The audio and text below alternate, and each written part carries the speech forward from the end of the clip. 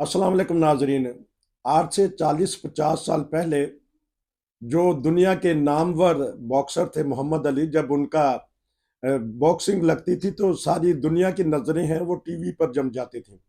उसके बाद फिर क्रिकेट ने ले ली, और ख़ास तौर पे जब पाकिस्तान और भारत का मैच होता है वनडे, उस वक्त भी सारी नजरें ध्यान वो क्रिकेट की तरफ, टीवी की तरफ ही होता है। और बहुत सारे लोग कारोबार छोड़ के और अपना सारी चीज़ें वो टीवी के सामने बैठ जाते थे। अब आज एक ऐसा मोर्चा हुआ है हमारी पाकिस्तान की तारीख में कि सुप्रीम कोर्ट की जो कार्रवाई है वो लाइव दिखाई जा रही है, और लोगों की जो तवज्जो है वो सारी अब टीवी की तरफ है। महंगाई और बेरोजगारी भी है, लोग अब काम काज छोड़ के मेरा ख्याल अब टीवी देख रहे हैं। तो इस बारे में मैं पता करूंगा, सरदार खिदर महमूद साहब है मेरे साथ, तो मैं उनसे पता करूंगा कि ये क्या दीवाना बना दिया काजी साहब ने आके प्यार प्यार और मोहब्बत में, कि काजी उल कज़ा हैं और क्या करना चाहते हैं अपने 13-14 महीने के जो उनका इनका टनोर है। जी अस्सलाम वालेकुम। जी वालेकुम अस्सलाम रहमतुल्लाहि व बरकातहू। सारी दुनिया की नजरें जो खाम बिलखसूस पाकिस्तानियों की वो सुप्रीम कोर्ट में जो आज कार्रवाई है उसके ऊपर है, तो नाज़रीन को बड़े आसान लफ्जों में अगर बताना चाहें तो बता दें। फिर मैं कोई एक दो सवाल है उसके ऊपर करूंगा, लेकिन बड़े आराम से ऐसे बताएं ताकि मेरे जैसे बंदे को भी समझ आ जाए। जी। देखें, पाकिस्तान में जब परवीन मुशर्रफ साहब ने उस वक्त के चीफ जस्टिस जनाब इफ्तिखार मोहम्मद चौधरी को निकाला था, हम्म। तब से पहले तो आम आवाम को बहुत कम ही चीफ जस्टिस से कभी गर्ज होती थी, या कभी उनकी मालूमात होती थी, या कभी उसके बारे में अवेयर होते थे। ठीक है, बीच में दो तीन जजेस जो हैं वो उससे पहले नवाज शरीफ दौर में और वो भी फारूक हुए, लेकिन ये है कि आम लोगों की पहुंच से बाहर होते थे, या लोग आम लोगों को डिस्कस नहीं किया करते थे।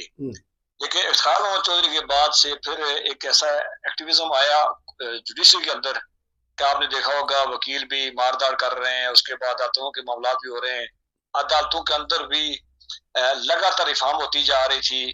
ये अलग बात है, उसका फायदा कितना हुआ इस पे तो एक और बहस हो सकती है। लेकिन सिविल कोर्ट्स अलग हुई, उसके बाद फैमिली कोर्ट्स अलग हुई, उसके बाद क्या कहते हैं एडीआर बनी, स्पेशल कोर्ट्स बनी, रेंट कंट्रोलर अलग हुए, मतलब हजारों तरह के मामला हुए। कानून के अंदर लगातार तरमीम होती रही। उसके बाद सुप्रीम कोर्ट पे भी लोगों की नजर रही और उस पे भी लोग उस पे अवेयर रहे। अब पिछले जो कुछ अरसे से आपको याद होगा, जिस तरह गुलजार ने कराची में नस्ला टावर गिरा दिया था, जिसकी वजह से भी काफी सारे मामला बने। फिर सुप्रीम कोर्ट के अंदर 17 जजेस होते हैं, और जजेस का जो है ये एक फैसला आया, तो उसके बाद जो सीनियरिटी पे जो जजेस जो है वो जो सबसे सीनियर जज होता है वो चीफ जस्टिस बनता है। और कानून ये होता है कि हाई कोर्ट के जो सीनियर 3 जजेस हैं उनको लिया जाए और सीनियरिटी का जो है मायार बरकरार रखा जाए। लेकिन बदकिस्मती से ऐसा ना हुआ, और एक बड़ी टेक्निकल तरीके से सुप्रीम कोर्ट के जो जजेस होते थे उनके साथ अपने शागिर्द भी होते हैं, वो जो चैम्बर चला रहे होते हैं उनके अपने वकला भी होते हैं, मुख्तलिफ अदालतों में वो जजेस होते हैं, और उन्होंने अपनी पूरी लॉबिंग करनी शुरू किया। और लॉबिंग का मसला ही हुआ कि जो जज आता था वो सो मोटो एक्शन लेता था। आपको याद होगा कि एक हमारी एक्ट्रेस थी, फिल्म एक्ट्रेस थी अधिका ओडो, उनका वो शराब की एक बोतल पकड़ी गई थी, उस पर भी सो मोटो एक्शन हुआ। उसके बाद आपको याद है समोसों के रेट में भी हुआ, चीनी के रेट में भी हुआ। और उसके बाद ये ऐसा सिलसिला चलता रहा कि इसने रुकने का नाम नहीं ले रहा था। अभी जब बंदियाल साहब रहे तो बंदियाल साहब ने कोई 3-4 जजेस थे, आपको याद होगा नवासी को जब निकाला गया तो जुडिशल एक्टिविज्म की इससे बड़ी इंतहा क्या थी कि 400 के बंदों के नाम आए थे, तकरीबन 400 में राउंड फिगर कर, पानामा लीग में, कि जिनकी वहां पे प्रॉपर्टी है। एक नवासी के खिलाफ ट्रायल हुआ, जमात इस्लामी ने वो केस फाइल किया, ट्रायल हुआ, उसके बाद फिर वो नीचे भेजा गया, फिर जस्टिस इजाजत हसन को उन्होंने कर दिया। जबकि ऐसा निगरान जब करेंगे तो वो इंसाफ का कत्ल खुद ही कर देंगे। उसके बाद फिर जब दूसरे आए तो उन्होंने साकिब निसार साहब की बात कर रहा हूँ, फिर साकिब निसार साहब ने उस पर जो भी मामला बने, आपको पता है कि वो कितने बदनाम हुए, कितने उनके खिलाफ बातें आई। अब जाके जब ये जस्टिस बंदियाल साहब थे तो उनके साथ 3 जजेस थे, वो उनको बैठा के ना कभी फुल कोर्ट बैठाते थे ना कुछ होता था, और अपनी मर्जी की पिटीशन मैंने देखा हुआ है, सुप्रीम कोर्ट में देखा हुआ कि मर्जी की पिटीशन आती है, मर्जी के फैसले होते हैं, और फरमाइश अपनी डिमांड पे जो है वो पटिशन आ रही होती है कि इसको कर लो, चैलेंज कर लो। अब जो आज की बात है, ये एक कोई 5-6 महीने पहले पार्लियामेंट ने एक कानून के अंदर तरमीम की थी कि जो सो मोटो एक्शन जो है वो एक जज जो है वो लेता है, उसकी जहाँ मर्जी होती है वो लेके लेता है उस पर, और वही बेंच बनाता है। वही सर आपको याद होगा कि बंदियाल साहब के दौर में फायज साहब को किसी बेंच में शामिल नहीं किया जा रहा था, और फायज साहब के खिलाफ एक रेफरेंस आई थी। उस रेफरेंस का जो मामला हुआ, उनकी बीवी को आपने देखा, दफ्तरों के चक्कर लगाते हुए देखा, जो भी था वो खारिज हुआ। अब जब बंदियाल साहब चले, उसके जाने से पहले एक पार्लियामेंट ने एक जो है वो तरमीम की कि जी सो मोटो एक्शन जो है 3 जजेस को दिया जाए, एक जज का इख्तियार न रहे, उसके बाद अपील का राइट है। पहले होता ये था कि अपील अगर की जाए तो वो जो बुकला होते थे वो बुकला तब्दील नहीं कर सकते थे, फिर उसके कुछ टाइम का भी मामला था, बहुत सारी चीजें थी, एक बड़ी लंबी चौड़ी एक हुई है। ये बात नसीर साहब हमारे नाजरीन के लिए, सुनने वालों के लिए, दुनिया जान में पार्लियामेंट को इख्तियार हासिल होता है, क्योंकि पार्लियामेंट जो है वो अवाम की नुमाइंदगी करती है। ये अलग बात है, पाकिस्तान की जमहूरियत भी ऐसी है, वहाँ कीमे के नाम से लेके तो वो सारा निज़ाम होता है, उसके बाद इलेक्शन का फैसला होता है किसे जीतना है। लेकिन बहरहाल मानना ये पड़ेगा कि उसको आपने उसी को हक दिया जाता है कि वो कानून साजी करे और अपने तमाम इदारों को हदूद और कयूद के अंदर रखे, और अमेरिका हो, इंडिया हो, वेस्टर्न कंट्रीज ये बताइएगा कि पाकिस्तान की जो पार्लियामेंट है उसने कहा है कि महदूद अख्तियार कर दिए जाए, सो मोटो एक नहीं बल्कि 3 जजेस लेंगे, तो एतराज क्या है जजेस को या किसी और को इस बारे में? वही बात थी कि जब उस पर कहा उन्होंने, तो फिर एक पिटीशन फाइल होगी, और जिस तरह से आता बंदियाल साहब ने उस पर स्टे दे दिया, और उन्होंने स्टे देने के बाद उसकी प्रोसीडिंग चलती रही, लेकिन वो प्रोसीडिंग चूंकि उनके दौर में कंप्लीट ना हो सके, बीच में सितंबर की छुट्टियां, गर्मी की छुट्टियां आ गई हैं, और सारा मामला को स्टे दिया हुआ था। स्टे उनका मतलब ये था कि उसको इख्तियार असल नहीं है। और उसमें याद होगा आपको, पहले दिन जब बेंच बना तो उन्होंने फायज साहब को शामिल किया। फायज साहब ने कहा कि एक कानून जो बन चुका है, तो जब तक कानून वो बन चुका है, उन्होंने फायज साहब ने भी एक जजमेंट दे दी थी। एक आपको याद होगा केस था जो बच्चों के नंबरात का, कि जी ने हाफिज कराने तो उनका नंबर जो 20 नंबर है वो उसपे उनका एतराज आया था कि अगर इनको नंबर 20 दिए जाएंगे तो जो ईसाई बच्चे अगर किसी तौरात याद की हुई है तो उसको क्या नंबर देंगे। और दूसरा इन्होंने सवाब के लिए किया, ताफज किया है या नंबरों के लिए किया है। उस केस के अंदर इन्होंने जजमेंट दी थी, जिस जजमेंट को सर्टिफाइड करवा दिया था उन्होंने दूसरे दिन, वो भी किसी रजिस्ट्रार से करवा के, तो उन्होंने इनको बेंच का सामने आया था, इन्होंने इनकार कर दिया था कि जब तक कानून मौजूद है तब तक मैं बेंच में नहीं बैठ सकता हूँ, क्योंकि एक बंदे का सो मोटो एक्शन लिया, सो मोटो एक्शन था वो। अब जब ये बने, आज जब ये गए, कल आपको याद होगा कि उन्होंने वहाँ फरमाइश करके अपनी, तो उन्होंने कहा जी मेरी बेगम जी वो खड़ी होगी सामने, हल्फ जब उठाया गया, आज वो बगैर प्रोटोकॉल के गए। उसके बाद उन्होंने स्टाफ से मिले, उन्होंने कहा जी के सुप्रीम कोर्ट में जो बंदा जो आता है वो किसी मजबूरी के तहत आता है, खुशी से नहीं आता है, लेकिन जो भी बंदा आए उसके साथ मेहमानों वाला सलूक किया जाए और उसके इज्जत एहतराम का ख्याल रखा जाए। उसके बाद उन्होंने फैसला किया कि जी आप जो केस है, जो ये आज वाला केस जो है, इसको हम लाइव जो है कवरेज देंगे और पूरी दुनिया देखेगी, पाकिस्तान देखेगा। इसमें होता क्या है, खुदा करे रीत मशहूर हर जगह हमारी अदालत में आए। आपने देखा बहुत सारे केसेस जो स्पेशली मजहबों के, मजहबी लोगों के हों, अकलीतों के हों, कमजोर तबकों के हों, आपको पता होता है जज वहां बैठते हैं, वो वकील को 2 बातें नहीं कर रहे थे और रगड़ रगड़ के तो वो अपना जो फैसला पहले से होता है बहुत सारे मामला में।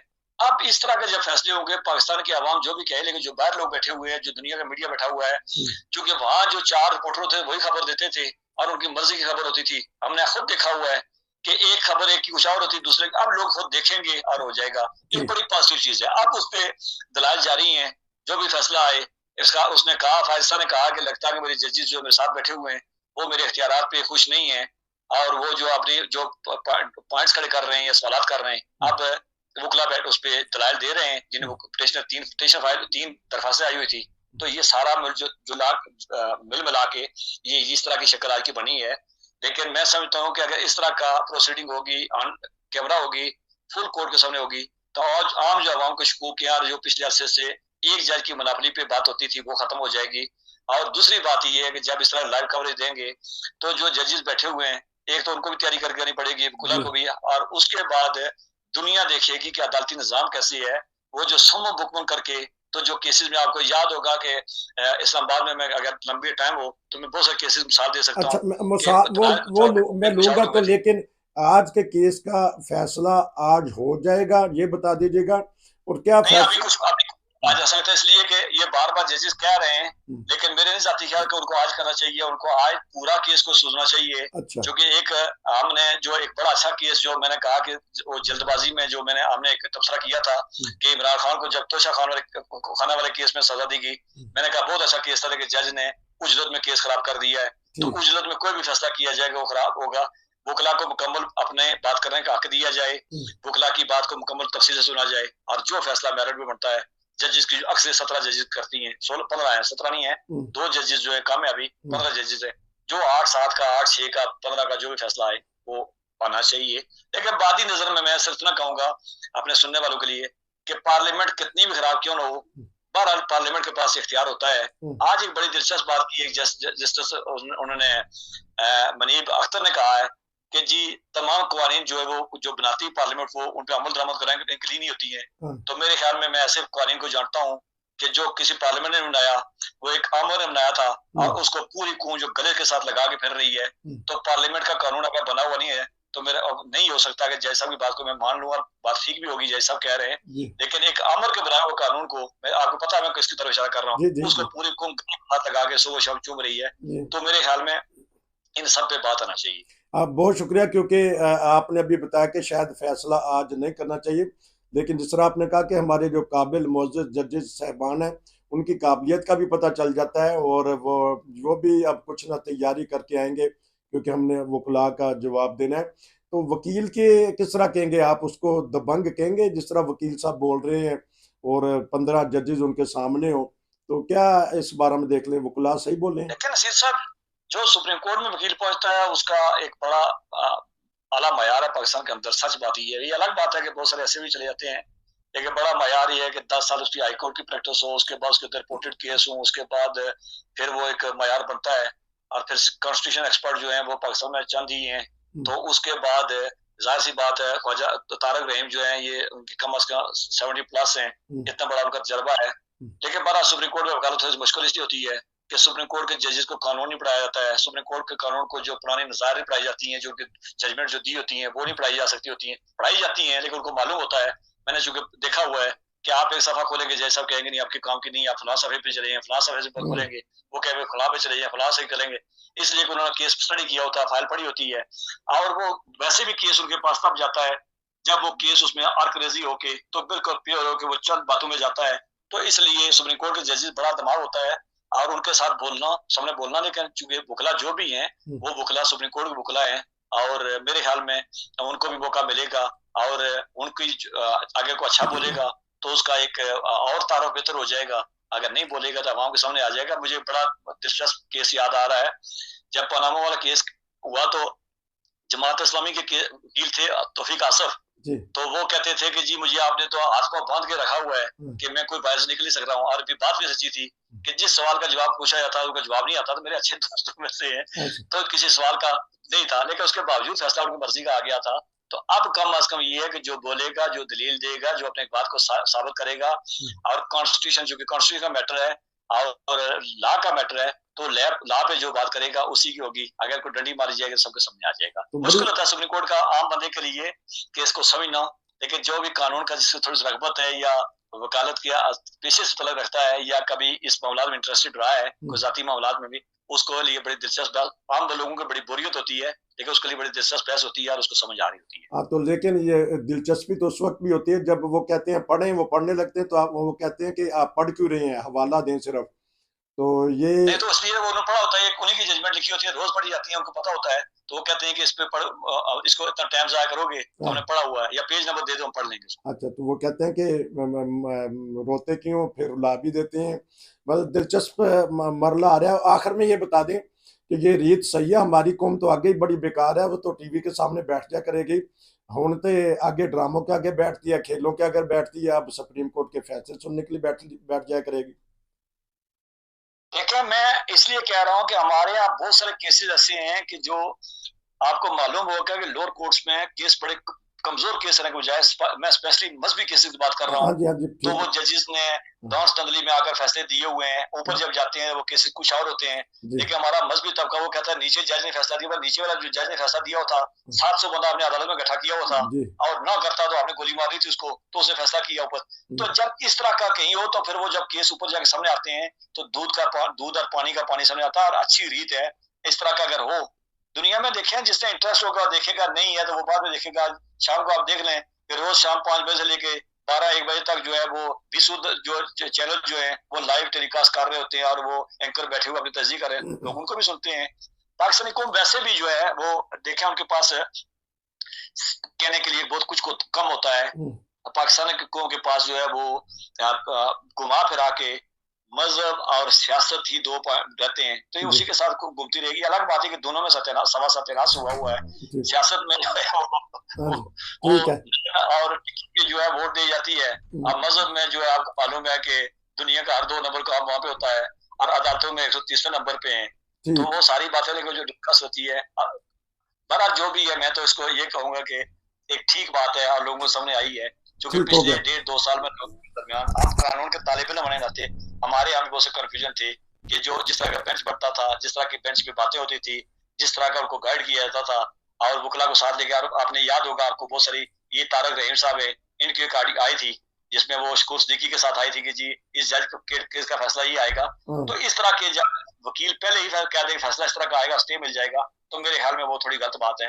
अब ये है कि फैसले मेरिट पे हूँ, वकला को मुकम्मल हक मिले बोलने का और उसके बाद कानून की तशरीह हो हुकूम की बेहतरी के लिए। बहुत शुक्रिया, फैसले मेरे पे हो, बहुत ज़बरदस्त बात आपने कर दी।